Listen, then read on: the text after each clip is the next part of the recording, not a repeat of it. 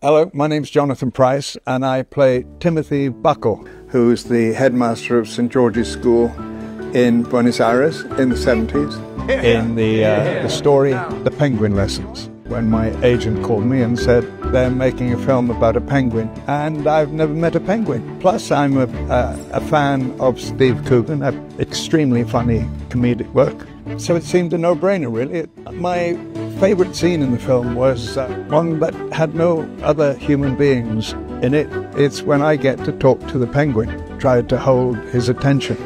It was very interesting. When he looked at me and listened to me, it was very, very touching and very moving. It's a film that will have universal appeal across the ages.